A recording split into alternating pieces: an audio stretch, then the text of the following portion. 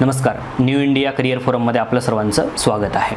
21 August 2022 रोजी राज्यसेवा पूर्व परीक्षा होऊ घातलेली आहे आणि त्या अनुषंगाने राज्यसेवा पूर्व परीक्षेचा अभ्यासक्रम आणि आपली विषयनिहाय रणनीती काय असायला पाहिजे या अनुषंगाने आपण मागील काही दिवसांपासून चर्चा करीत आहोत. या आधीच्या सेशन्समध्ये आपण पर्यावरणाचा अभ्यास कसा करायचा, आयोगाने काय विचारलेलं आहे, काय विचारलं जाऊ शकतं, कुठले महत्त्वाचे घटक आहेत जे मी सतत त्याची रिव्हिजन करायला पाहिजे किंवा ते एव्हरग्रीन टॉपिक आहेत, त्यासोबतच आपला सोर्स काय असायला पाहिजे याविषयी आपण चर्चा करीत आहोत. पर्यावरण, त्यासोबतच इतिहास, राज्यघटना आणि अर्थव्यवस्था या चारही विषयांचा अभ्यास किंवा त्याची रणनीती आपण पाहिलेली आहे.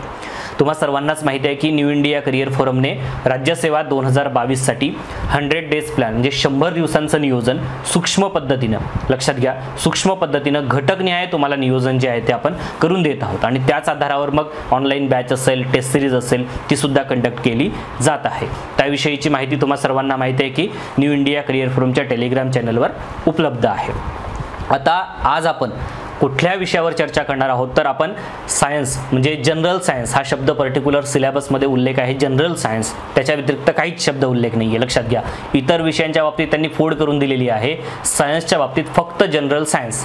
त्यानंतर आपण जिओग्राफीचा अभ्यास आज आपण पाहणार आहोत. जिओग्राफी म्हणजे त्याच्यामध्ये काय जिओग्राफी तर Maharashtra, India and world geography या तीनही बाबींचा म्हणजे महाराष्ट्राचा, भारताचा आणि जगाचा प्राकृतिक, आर्थिक, लक्षात घ्या, आणि त्यासोबतच फिजिकल, इकॉनॉमिक आणि सोशल जिओग्राफी तीनही शब्द महत्त्वाचे आहेत. सामाजिक जो आहे अभ्यास तो सुद्धा आपल्याला करायचा, जसं डेमोग्राफी असेल, लोकसंख्या आहे, इतर काही मुद्दे असतील, या सगळ्या घटकांसोबतच मग इतर इकॉनॉमिक जिओग्राफीमध्ये मग त्याचं एकंदरीत वाहतूक असेल किंवा इतर काही उद्योगधंदे असेल इथपासून तर मग इकडे पर्वतरांगा, ह्या नदी प्रणाली, भूकंप, ह्या सगळ्या गोष्टी त्याच्यामध्ये आल्याच. एक थोरली सांगितलं मी तुम्हाला, ठीक आहे. जिओग्राफी आणि सायन्स या दोन विषयाचं जर आपण वेटेज पाहिलं, जिओग्राफीला जर आपण फक्त 15 प्रश्न असं जरी डिवाइड केलं, जिओग्राफी विथ इन्व्हायरमेंट केलं तर तुम्ही ते 20 प्रश्न होतात, पण इन्व्हायरमेंटला आपण बाजूला काढू 5 प्रश्नांसाठी, फक्त जिओग्राफीच्या 15 प्रश्न, सायन्सचे 20 प्रश्न म्हणजे 35 प्रश्न, 35 गुणिला 2 70 प्रश्नांचं जे वेटेज आहे, 200 पैकी 70 प्रश्नांचं वेटेज ह्या दोनच विषयाला आहे. मग आता हे दोनच विषय असे आहेत की खूप महत्त्वाचे, डिसाइडिंग फॅक्टर ठरणार आहेत, परंतु हे दोन्ही विषय थोडेसे तांत्रिक आहेत. तांत्रिक या अँगलनी म्हणतोय कारण याच्यामध्ये संकल्पनात्मक भाग आहे, सिलेबस प्रचंड वास्ट आहे, मग आपल्याला ते कुठेतरी पकडता येणं पण गरजेचं आहे. मग प्रत्येक विद्यार्थ्याची क्षमता ही वेगळी असणार आहे. काहींनी याआधी 3 वर्ष अभ्यास केलेला असेल, काहींचा पहिला अटेम्प्ट असू शकतो, किंवा काहींना सायन्स आजपर्यंत 3 वर्ष जरी वाचलं तरी मला समजतच नाहीये, सायन्समध्ये मला नेहमीच प्रश्न कमी सुटतात किंवा कमी मार्क्स येतात, इत्यादी इत्यादी अनेक प्रश्न असू शकतात. आज आपण ह्या सगळ्या गोष्टींचा विचार करत असताना मुद्देनिहाय आपण जर गेलो तर सुरुवातीला मी तुम्हाला जसं मार्कांचं वेटेज सांगितलं, प्रश्नांचं जे वेटेज आहे ते सुद्धा सांगितलं. आता या विषयामधील जे घटक आहेत त्याचं आपण वर्गीकरण करण्याचा प्रयत्न करूया. सुरुवातीला मी जिओग्राफीवर चर्चा करेल आणि त्याच्यानंतर मग आपण सायन्सकडे जाऊया. सर्व अँगलनी विचार करत असताना एक गोष्ट लक्षात घ्या की भूगोलाचा अभ्यास आपल्याला 3 मुख्य घटकांमध्ये जरी करायचा असला तरी आपण आपल्या सोयीसाठी म्हणून काही त्याचे उपघटक पाडूया. जसं आता भूगोल, मग प्राकृतिक भूगोल जो आहे, वर्ल्ड जिओग्राफी आणि फिजिकल जिओग्राफी, याला एकत्रित करत असताना त्याचा तांत्रिक पोर्शन वेगळा करूया आणि त्याच्यासोबत फॅक्च्युअल डेटा जो विचारला जातो, जसं आता नदी देश, पर्वत देश, राईट, अशा पद्धतीचे जे काही प्रश्न असतील जोड्याला स्वरूपात, किंवा एखादा पठार असेल तो देश. आता 2021च्या प्रश्नपत्रिकेत तुम्हाला तसे 2 प्रश्न दिसतील, राईट. मग तो एक प्रश्न जो होता तो थोडासा फिजिओग्राफिक म्हणजे फिजिकल जिओग्राफीच्या अँगलनी विचारलेला होता, आणि एक प्रश्न जो होता तो पूर्णतः फॅक्च्युअल प्रश्न जो होता तो तशा स्वरूपाचा होता. त्यानंतर जैवविविधता असेल आणि त्या संदर्भातील मग देश, वातावरण, वारे, देश, अशा स्वरूपाचे जे काही जोडायला स्वरूपातील प्रश्न असेल. अलीकडचा ट्रेंड आहे हा 2020-21 मधला. 2017 ते 19चे प्रश्न तुम्ही पाहिलात तर तुम्हाला पूर्णतः जो थेरॉटिकल पोर्शन आहे किंवा मग विधान देतील आणि कारण देतील. मग हे कारण जे आहे त्या विधानाचं कारण, विधान आणि कारण, मग त्याच्यामध्ये कारण जे दिलेलं आहे लक्षात घ्या ते त्या विधानाचं योग्य कारण आहे किंवा त्याला पुष्टी देते वगैरे, विधान आणि कारण अशा स्वरूपातले ते प्रश्न होते. आता एकंदरीत अभ्यास करत असताना मी त्याची फोड करून तुम्हाला दिलेली आहे फिजिकल जिओग्राफी आणि वर्ल्ड जिओग्राफीमध्ये. तर आज आपण सुरुवातीला प्रश्नांकडे जाऊया, म्हणजे 2021चे प्रश्न काय विचारलेले होते मी त्याकडे जातो. सुरुवातीला या प्रश्नांकडे जातो की फिजिकल जिओग्राफीवर काय प्रश्न आहेत. बघा, सूर्यमाला प्रश्न, सूर्यमालेतील रिकामी जागा, ग्रह सूर्यापासून रिकामी जागा किलोमीटर अंतरावर असून सूर्याभोवती एक परिभ्रमण करण्यास त्याला 88 दिवस लागतात. इथे किती कोटी अंतरावर आहे हे जरी माहीत नसलं लक्षात घ्या, परंतु आपल्याला जर त्याचा परिभ्रमण कालावधी जर माहीत असेल तर तो प्रश्न सोडवता येऊ शकत होता. त्यामुळे प्रश्नाकडे तुम्ही कुठल्या दृष्टीने बघता हा पण महत्त्वाचा मुद्दा आहे. त्याच्यामुळे याच्यासाठी काय करावं लागेल तर प्रश्न जास्तीत जास्त सोडवावे लागतील. म्हणजे मला कोटीमध्ये अंतर माहिती नाही आहे, परंतु मला ही माहिती आहे की त्याचा परिभ्रमण कालावधी काय आहे, पृथ्वीशी साधर्म्य राखणारे जे काही ग्रह आहेत ते मला माहिती आहेत, मग त्यावरून मी प्रश्न सोडवू शकतो का तर सोडवू शकतो. तर अशा पद्धतीने काही गोष्टी ज्या आहेत त्या सोडवता येऊ शकत होत्या. खनिज तेल आणि उत्पादन, आता हे सगळं भारताच्या भूगोलासंदर्भात आहे, मी पुढे चर्चा करेल त्याच्यावर. पठारांचे प्रकार आणि पठारांचं उदाहरण, मग त्याच्यामध्ये पर्वतांग अंतर्गत पठार असेल किंवा पर्वतपदीय पठार असेल, ज्वालामुखीमुळे तयार झालेले पठार असतील, हिमनदीच्या कवकामुळे झालेले पठार असेल आणि पठारांचं उदाहरण दिलं. मग त्याच्यामध्ये कोलोरॅडोचं पठार आहे, कोलंबिया, ग्रीनलँड वगैरे, राईट. त्याच्यानंतर इकडे पुन्हा प्रश्न विचारला की त्यांनी जागतिक पठारांच्या त्यांच्या जो खंड आहे त्याच्याशी जोडायला हवा. मग कोलंबियाचा पठार कुठे आहे, राईट. आता जसं मी सांगितलं पठार, देश, पठार, खंड, राईट. जरी तुम्हाला देश आजूबाजूचा भाग जरी माहीत असला, लोकेशन जरी माहीत असलं तरी तो तुम्हाला प्रश्न सोडवता येऊ शकतो, राईट. त्याच्यानंतर आणखी जर प्रश्न पाहिले तर याच्यामध्ये बघा की समुद्र किनाऱ्यावरील लाटांचा अपक्षय काय, अपक्षय एक प्रश्न असतोच हा, लक्षात घ्या, ठीक आहे.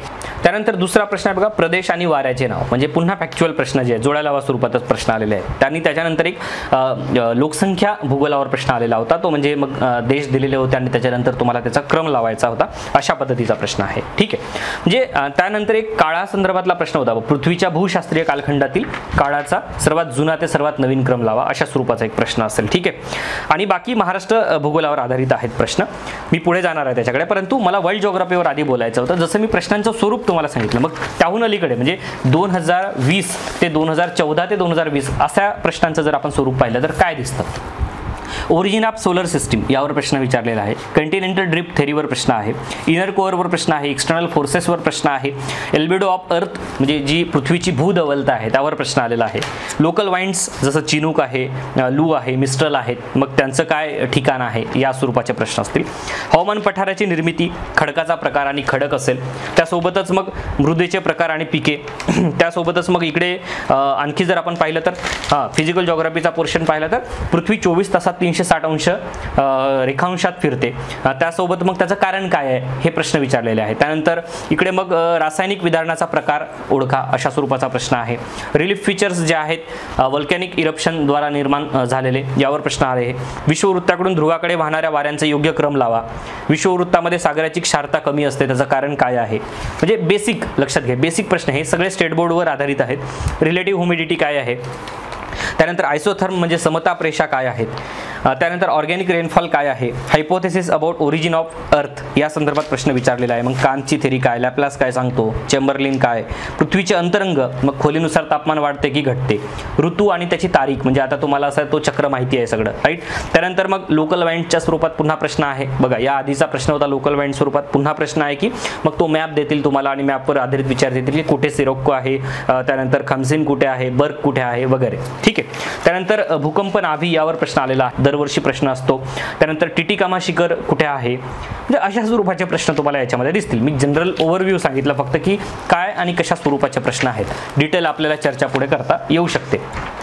मग आपल्याला जिओग्राफीचा अभ्यास करत असताना प्रश्नांचं स्वरूप आपल्याला कळालंय की प्रश्न हे दोन पद्धतीने विचारले जात आहेत. एक थेरॉटिकल किंवा कन्सेप्च्युअल प्रश्न आहेत, आपल्याला बिग बँग थेरी काय आहे ते काय सांगतं, बिग बँग थेरीला अपोज का केला गेलेला आहे, जिग्सॉ फिट म्हणजे काय आहे, मग वेगनरचा भूखंडवहन सिद्धांत नक्की काय सांगतो, त्याला काय कुठल्या गोष्टीवर त्याला क्रिटिसाइज करण्यात आलेला आहे, अशा स्वरूपाचे काही प्रश्न असू शकतात, राईट.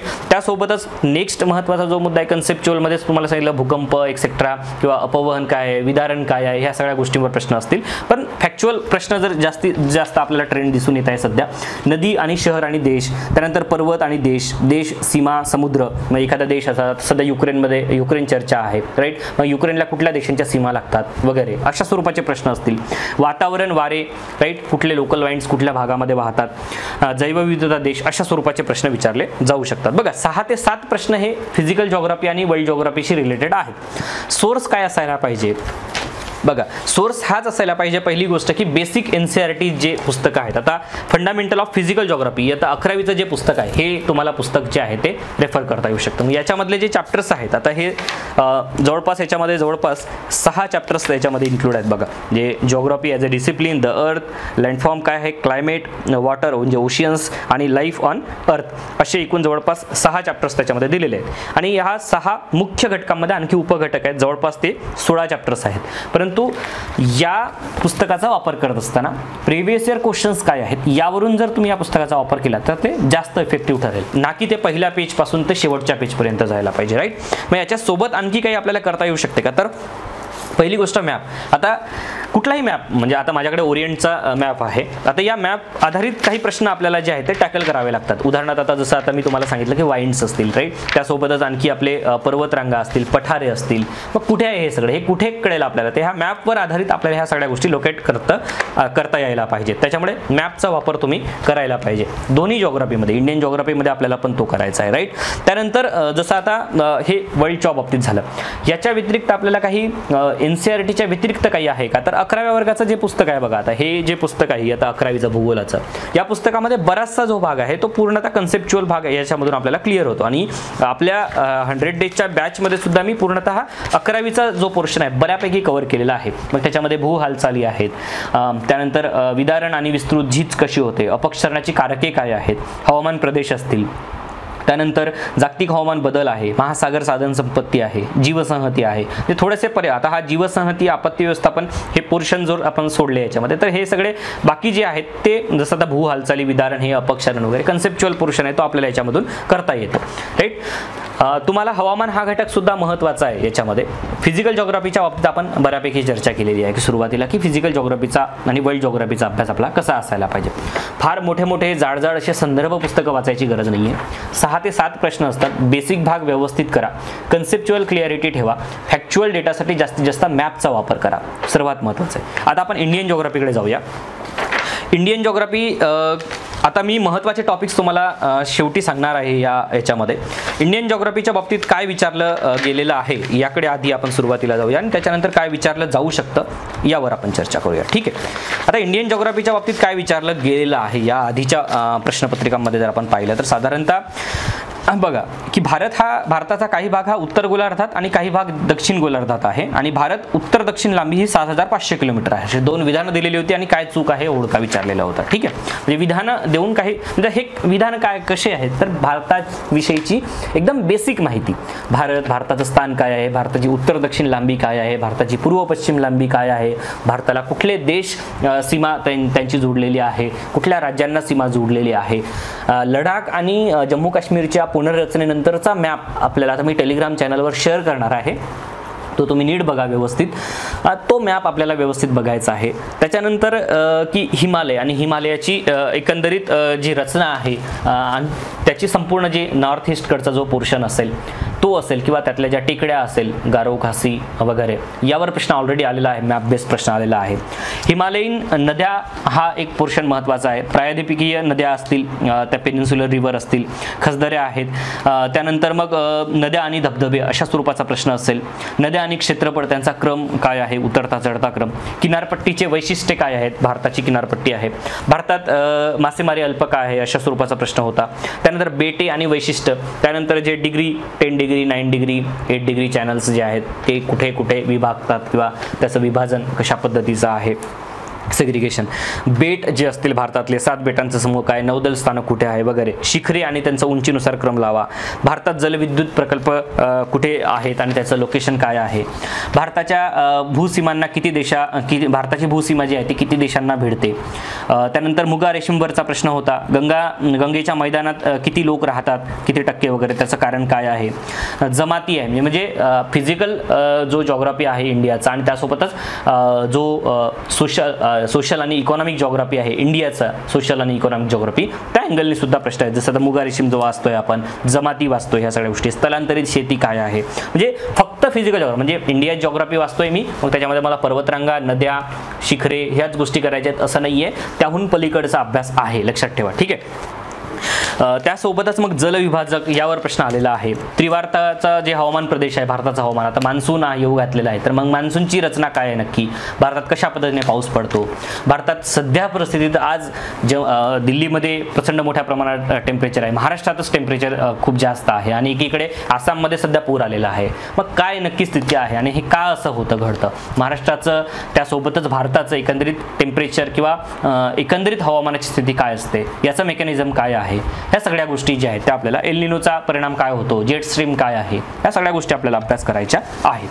मी तुम्हाला जस्ट ह्या गोष्टी सांगितल्या. आता याच्यामध्ये सुद्धा दोन गोष्टी आहेत. एक म्हणजे भारताचा अभ्यास करत असताना दोन्ही अँगल असायला पाहिजेत. जसं आता त्यांनी जगाच्या भूगोलावर प्रश्न विचारत असताना एक प्रश्न हा लोकसंख्येवर विचारला, तशाच पद्धतीने भारताच्या भूगोलावर प्रश्न विचारत असताना भारताचा फक्त प्राकृतिकच विभाग नाही तर तो लोकसंख्या भूगोल जो आहे, जो जसं आदिवासी जमाती असेल किंवा भारतातली मासेमारी असेल, भारतातली वाहतूक असेल, रेल्वे असतील, रोड असतील, या गोष्टींवर प्रश्न विचारला जाऊ शकतो. लक्षात ठेवा. ठीक आहे. आता जसं आता उदाहरणार्थ आता चक्रीवादळे आहेत. मग चक्रीवादळे का निर्माण होतात हा प्राकृतिक भूगोलाचा अभ्यास असेल. चक्रीवादळे कुठे निर्माण झाले हा काय फॅक्च्युअल अभ्यास असेल. या दोन्ही गोष्टींचा एकत्रित अभ्यास आपल्याला याच्यामध्ये करायचा आहे. ह्या दोन्ही विषयांचे आपण प्रश्न पाहिले. आता मी महाराष्ट्राच्या भूगोलाकडे थोडक्यात जातो आणि मग आपण सोर्सेसकडे जाऊया. महाराष्ट्राच्या भूगोलावर साधारणतः दोन प्रश्न विचारण्यात आलेली होती. बघा, महाराष्ट्राच्या भूगोलाचं वेटेज जरी कमी असलं तरी पण महाराष्ट्राच्या भूगोलाला इग्नोर नाही करायचंय. महाराष्ट्राच्या भूगोलावरचे राज्यसेवा मुख्य परीक्षेतले कंबाईन पूर्वचे जे प्रश्न आहेत ते तुम्ही आधी सॉल्व्ह करायला पाहिजे असं मला वाटतं. मग तुम्ही आयोगाच्या प्रश्नपत्रिका डाउनलोड करा, त्यातून त्या आधी अटेम्प्ट करा. तुम्हाला एक सेन्स येईल की काय प्रश्न विचारले जातात आणि त्याच्यानंतर मग तुम्ही महाराष्ट्राच्या भूगोलाला अभ्यासायला घ्यायला पाहिजे. महाराष्ट्राच्या भूगोलाच्या सोर्सकडे जाण्याआधी मी भारताच्या भूगोलाच्या सोर्सकडे जातो. भारताच्या भूगोलासाठी मी तुम्हाला दोन पुस्तकं सांगेल. एक म्हणजे कंटेम्पररी इंडिया म्हणून जो सोशल सायन्स एनसीईआरटीचं पुस्तक आहे, 9व्या वर्गाचं हे पुस्तक.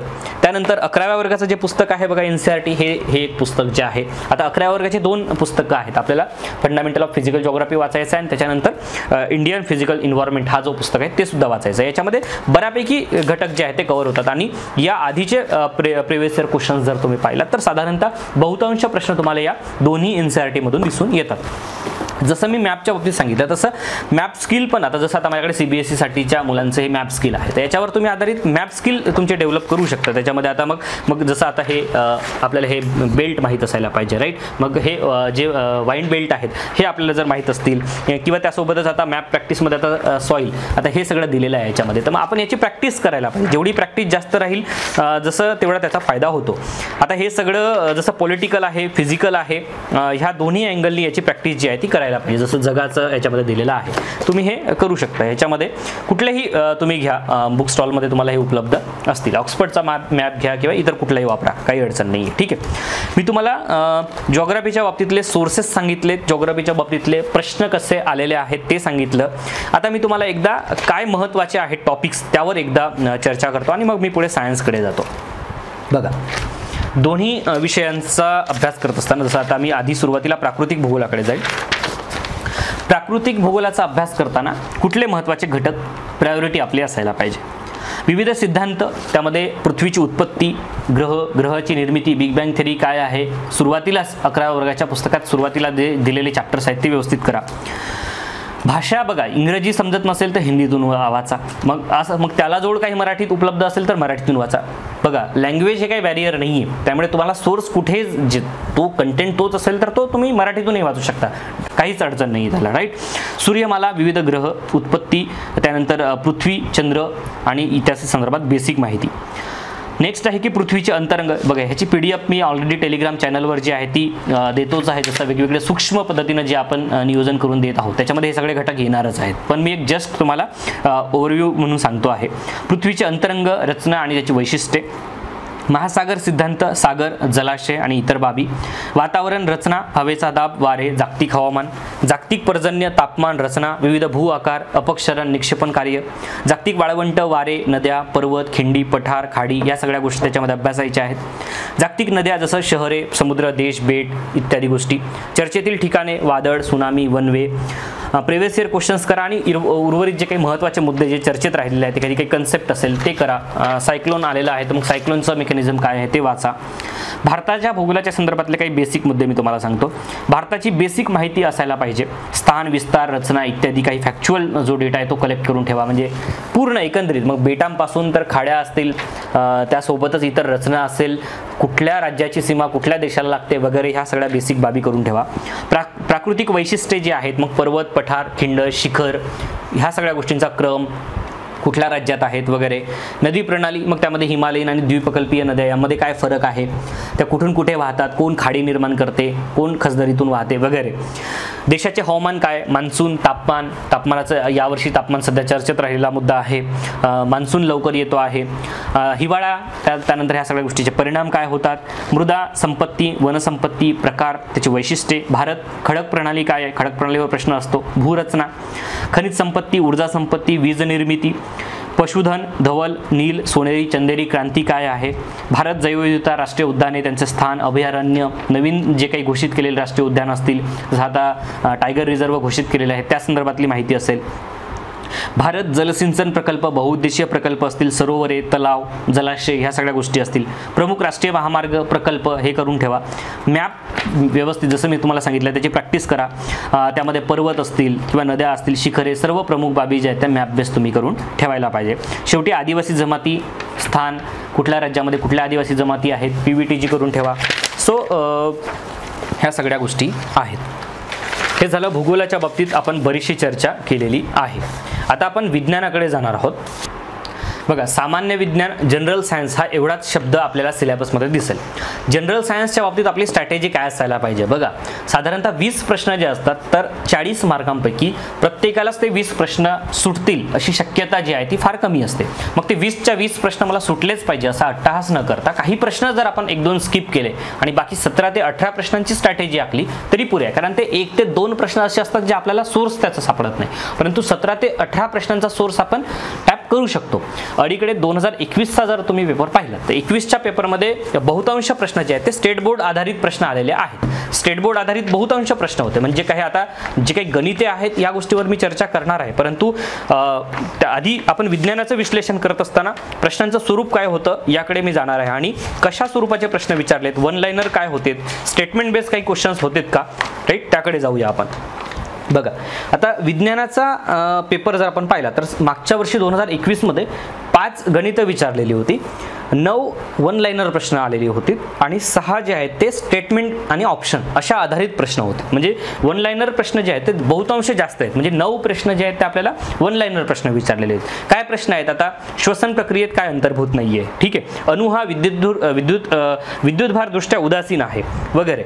त्यानंतर मग इकॉलॉजी ही संकल्पना काय आहे, युकॅरियोटिक पेशी संदर्भात जनुकीय साहित्य DNA संबंधित खालील विधानांचा विचार करा, स्टेटमेंट बेस्ड प्रश्न होता, ठीक आहे. श्वासोच्छवास प्रक्रियेत काय येत नाही किंवा कुठली पायरी येत नाही, पोटामध्ये कोणते जठररस जे आहेत ते स्त्रवतात किंवा रक्ताभिसरणाचा क्रम सांगा हृदयामध्ये होणारा, राईट. पोलिओ संदर्भातला प्रश्न असेल, राईट.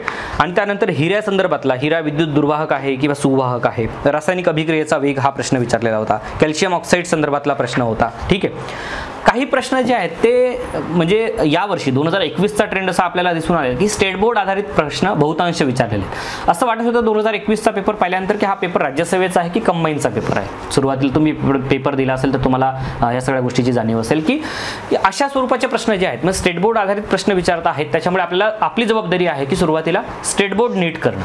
परंतु राज्यसेवेचा आणि कंबाईनचा अभ्यास करत असताना याच्यामध्ये एक मूलभूत फरक आहे. मूलभूत फरक असा आहे की प्रश्नांचं स्वरूप जे आहे ते थोडंसं भिन्न आहे. जसं आता घटक जर आपण पाहिले तर याच्यामध्ये जसं आता कंबाईनमध्ये सजीवांचं वर्गीकरण, मग त्यामध्ये प्राणी वर्गीकरण, वनस्पती वर्गीकरण याला जास्त वेटेज आहेत, लक्षात घ्या, जास्त प्रश्न त्याच्यावर विचारले जातात. परंतु इथे जर आपण पाहिलं तर मानवातील जसं आता श्वसन संस्था आहे, रक्ताभिसरण आहे, त्यासोबतच आता उत्सर्जन संस्था आहे, प्रजनन आहे, ह्या सगळ्या घटकांवर म्हणजे मानवी शरीर संस्थेवर जास्त प्रश्न विचारल्याचं आपल्याला दिसून येतं. आपल्याला स्टेट बोर्ड वाचत असताना बघा 9वी आणि 10वी, आता 8वी 9वी 10वी करायला पाहिजे त्यात काही शंकाच नाही आहे, परंतु 8वी जर एकदम बेसिक झालेलंच आहे माझं बऱ्यापैकी, मला 9वी 10वी वाचायचं आहे तर तुम्ही त्या 9वी 10वी मधले कुठले चॅप्टर्स करायला पाहिजेत असं मला वाटतं. तर बाकी जर तुम्हाला याला जोड 8वीची देता येऊ शकते. राज्यसेवा 2022 साठी मी तुम्हाला सांगतोय की मानवी शरीर संस्था हा घटक आधी तुम्ही पहिल्या प्रायोरिटीवर ठेवा. त्यामध्ये सगळे जे रक्ताभिसरण आहे, श्वसन आहे, उत्सर्जन आहे, पचन आहे, प्रजनन आहे आणि मानवातील समन्वय आहे, हे एकूण 6 मुद्दे जे आहेत याला तुम्ही प्रायोरिटी बेसवर ठेवा. 9व्या वर्गाचा जो 15वा घटक आहे, मी घटक नाही तुम्हाला सांगतो, 9व्या वर्गाचं जे पुस्तक आहे त्यातला 15वा घटक जो आहे तो सजीवांतील जीवन प्रक्रिया यावर आधारित आहेत. या सजीवांतील जीवन प्रक्रिया यामध्ये उत्सर्जन आणि समन्वय ह्या 2 गोष्टी ज्या दिलेल्या आहेत त्या मानवातील आधी वाचा, बाकी वनस्पती संदर्भातल्या ह्या गोष्टी बाजूला ठेवा, नंतर आपण वनस्पतीकडे जाणार आहोत. ठीक आहे, सुरुवातीला मानव फोकस करून तुम्ही त्या गोष्टी वाचा. 10व्या वर्गाचा जो भाग 2 आहे, भाग 1 मध्ये काही नाही आहे त्याच्यामध्ये, लक्षात घ्या. भाग 1 मध्ये मानवाच्या शरीर संस्थेसंदर्भात काही चर्चा नाही आहे. भाग 2 मध्ये तुम्हाला सेकंड अँड थर्ड चॅप्टर जे आहेत ते पुन्हा सजीवातील जीवन प्रक्रिया या घटकावर आधारित. मग ह्या दोन्ही 9व्या आणि 10व्या वर्गाला एकत्रित करून जर तुम्ही वाचला तर ते फायदेशीर ठरणार आहे. ठीक आहे, त्यानंतर मग वनस्पतीशास्त्राकडे येऊया. वनस्पतीशास्त्राचा अभ्यास करताना बघा, प्रश्नांच्या वेटेजनुसार मी इथे जातोय. वनस्पतीशास्त्राचा अभ्यास करताना श्वसन या गोष्टीला जास्त महत्त्व आहे, तर लक्षात घ्या. राईट, प्लांट रिस्पिरेशन जे आहे, फोटोसिंथेसिस आहे, खनिजांचं शोषण असेल, या गोष्टीवर जास्त महत्त्व आहे.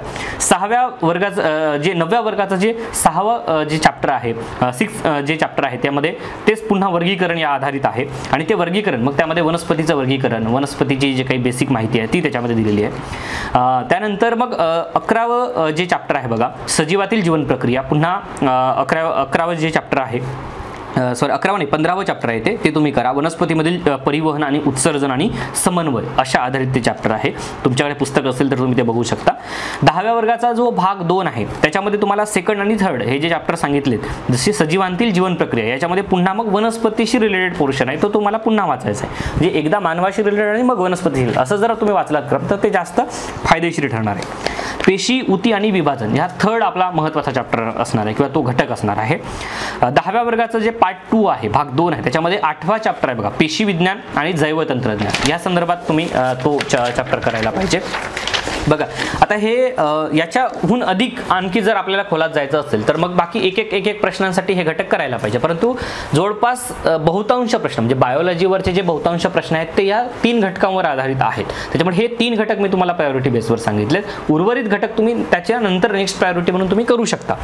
रसायनशास्त्रामध्ये जर आपण पाहिलं तर साधारणतः मग त्याच्यामध्ये इलेक्ट्रोकेमिस्ट्री आहे, त्यानंतर ॲटॉम आहे, अणू आहे, कार्बनची रचना असेल, कंपाऊंड आहे, त्यानंतर मग इथे हे जे आहे एलिमेंट्स आहेत, मॅटर आहे, ॲसिड बेस आहे, ह्या सगळ्या गोष्टी ज्या आहेत त्याच्यामध्ये आहेत. पुन्हा स्टेट बोर्ड मस्ट आहे. आता याची काही चॅप्टर वाईज वर्गवारी केलेली नाही आहे, जसं 9व्या वर्गात बहुतांश आहेत, 10व्या वर्गातले जे सिमिलर चॅप्टर जे आहेत ते तुम्ही करायला पाहिजे, जे सिमिलर आहेत ते. राईट, त्यानंतर जे काही फिजिक्स रिलेटेड काही गोष्टी ज्या आहेत, आता फिजिक्समध्ये जर आपण पाहिलं तर प्रकाश आणि ध्वनी हे 2 महत्त्वाचे घटक आहेत बघा. याच्यामध्ये प्रकाश हा घटक जवळपास याच्यावर आत्तापर्यंत आयोगाने साधारणतः 20 ते 22 प्रश्न विचारलेले आहेत.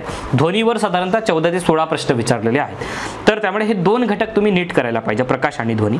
इलेक्ट्रिसिटी यावर सुद्धा चांगले प्रश्न आहेत, 8 प्रश्न जवळपास आहेत त्याच्यामध्ये. आणि इतर काही घटक जे आहेत, पण प्रायोरिटी फिजिक्समध्ये मला बाकी काही जमत नाही तर मला प्रकाश ध्वनी ह्या 2 गोष्टी मी व्यवस्थित करतो, असा अप्रोच जर तुम्ही ठेवला तर ते फायदा होईल. त्यानंतर गणित. आता गणितांच्या बाबतीत एक गोष्ट लक्षात घ्या बघा, गणित जे आहेत फार काही असे म्हणजे मॅथमॅटिकल गणित आपल्याला इथे नाही आहेत, लक्षात घ्या. इथे जे गणित विचारले जातात जसं आता प्रकाश, त्यानंतर मग वर्क, एनर्जी, पॉवर या संदर्भातले असतील, त्यानंतर ध्वनीच्या संदर्भातला असेल किंवा द्रव्याचे मापन म्हणजे केमिस्ट्रीमधला एखादा असेल. सो या घटकावर आता 5 प्रश्न साधारणतः जर असतील तर त्यातले 5 चे 5 गणितं जमतच नाहीत असं नाही आहे, त्यातले 2 ते 3 गणितं जमू शकतात. मग ते 2 ते 3 गणितं सोडवण्याचा अप्रोच असला पाहिजे, असं नाही की ते 5 चे 5च मला येतील किंवा ते आलेच पाहिजेत. सो जेवढं जमतं बघा, मर्यादित टाइम स्पॅन आहे, असं नाही की आता इथून पुढे 21 ऑगस्टपर्यंत मी सायन्सचाच अभ्यास करणार आहे आणि सायन्सवरच आधारित ही परीक्षा आहे, असं काही नाही आहे. एक गोष्ट लक्षात घ्या, सायन्समधले 20 प्रश्न, त्या 20 प्रश्नांमधले 18 प्रश्न, या 18 प्रश्नांमधले हे 6 प्रश्न, हे 7 प्रश्न, अशा पद्धतीचा जर तुमचा अप्रोच असेल त्यामध्ये मग या 7 प्रश्नांसाठी मी हे करणार आहे, हे स्किप करणार आहे, अशा पद्धतीचा अप्रोच तुम्ही ठेवा. म्हणजे मार्क्स आपल्याला मिळवायचे आहेत. पहिली गोष्ट, मार्क्स मिळवायचे असतील तर आपली स्ट्रेंथ काय आहे, विकनेस काय आहे हे ओळखून अभ्यास करा. कुठली गोष्ट सर्वांसाठी युनिव्हर्सल नाही आहे, म्हणजे हे सगळं घ्या आणि तुम्ही हे वाचा आणि हे सगळं होईल. मग मी ते सगळं माझ्याकडे कंटेंट आहे, परंतु त्यातला महत्त्वाचा भाग आणि त्यासोबतच मला जे जमणार आहे, ज्या गोष्टीवर माझी कमांड आहे त्या गोष्टीला मी जास्त प्रायोरिटी द्यायला पाहिजे. आता फिजिक्स, बायो आणि केमिस्ट्री करत असताना कुठल्या गोष्टीला जास्त महत्त्व द्यायला पाहिजे, तर ऑब्व्हियस गोष्ट आहे की बायोला जास्त महत्त्व द्यायला पाहिजे, त्यात काही शंकाच नाही आहे. परंतु याचा अर्थ असा नाही की फिजिक्स, केमिस्ट्री पूर्णतः दुर्लक्ष करायला पाहिजे. मग फिजिक्समध्ये जर फक्त मला प्रकाश आणि ध्वनी करायचं आहे चांगल्या पद्धतीने, मग त्याला वेळ कमी लागणार आहे, बरोबर आहे, मग कमी वेळ द्यायचा आहे तो. परंतु त्याचा उर्वरित जो वेळ आहे तो इकडे जास्तीत जास्त बायोला द्यायचा, ते स्ट्रॉंग करून ठेवायचे, त्याचे प्रश्न हे सुटले नाही पाहिजेत, ते चुकले नाही पाहिजेत. 2021चा पेपर जर आपण पाहिला तर स्टेट बोर्ड आधारित असल्यामुळे 2022ची रणनीती आखत असताना एक गोष्ट लक्षात घ्या, मर्यादित वेळेमध्ये स्टेट बोर्ड आधी करा जर तुम्हाला खूप वेळ आहे, माझा बऱ्यापैकी अभ्यास झालेला आहे, माझी रिव्हिजन करायची आहे आणि माझ्याकडे वेळ शिल्लक आहे, जास्तीत जास्त MCQ सॉल्व्ह करा. तुम्ही लक्षात घ्या, जास्तीत जास्त MCQ सॉल्व्ह करा. दुसरी गोष्ट, 11वी 12वी NCERT वाचायला पाहिजे का? बघा 11वी 12वीचा सिलेबस जो आहे तो प्रचंड वास्ट आहे. पहिली गोष्ट, नीटसाठी वगैरे जे विद्यार्थी तयारी करतात खूप डीप अभ्यास त्याचा असतो, परंतु आपल्यासाठी काही महत्त्वाचे चॅप्टर्स करायला पाहिजेत का? तर करत असताना त्या 11वी आणि 12वीच्या NCERT मधले जे काही बॉक्स दिलेले आहेत त्याच्यामध्ये मग त्याची काही महत्त्वाची कन्सेप्ट असेल तर ते बॉक्स स्वरूपात, जसं आपल्याकडे विज्ञानामध्ये तुम्हाला माहिती आहे का अशा स्वरूपाचा प्रश्न असतो आणि त्याच्यामध्ये बॉक्समध्ये माहिती देतात, तशा पद्धतीचे काही बॉक्स आहेत त्याच्यामध्ये. तिथे जरी तुम्हाला माहिती आहे का असा प्रश्न नसला तरी सुद्धा ते बॉक्स जर तुम्ही केला तर त्या माध्यमातून सुद्धा प्रश्न जे आहेत ते सुटतात. आता याच्यामध्ये खूप असं प्रश्नांचं सखोल विश्लेषण न करता याच्या, कारण हा माझा विषय नाही आहे पहिली गोष्ट सायन्स, त्याच्यामुळे सायन्सच्या बाबतीत जेवढी स्ट्रॅटेजी सांगता येईल की काय नक्की करायला पाहिजे तेवढा प्रामाणिकपणे सांगण्याचा प्रयत्न मी तुम्हाला केला आहे. याच्यामध्ये मला असं वाटतं की स्किप न करता किंवा त्याला दुर्लक्ष न करता किंवा नाही मला ते जमणारच नाही आहे असं न करता, काय मला जास्तीत जास्त आउटकम त्याच्यामध्ये मिळू शकते हा जर अप्रोच तुम्ही ठेवला तर त्याचा फायदा होईल. म्हणजे आणि याचा फायदा असा होईल की तुम्हाला पुढे CSAT पण होईल, कारण CSAT यासाठी होतं की तुमचं सायन्सचं जेवढं वाचन असेल ते उतारे सोडवताना त्याचा फायदा होतो, लक्षात घ्या. त्याच्यामुळे साधारणतः 1 ते 2 उतारे हे आपल्याला सायन्स बेस असतात. यावर्षीच्या उतार्यांवर मी पुढे चर्चा करणार आहे. 2022 साठी आपली उतार्यांची रणनीती काय असायला पाहिजे, आपल्याला ते कसे सोडवायचे CSATच्या बाबतीत आपली एकंदरीत आपण पुढे बोलूया.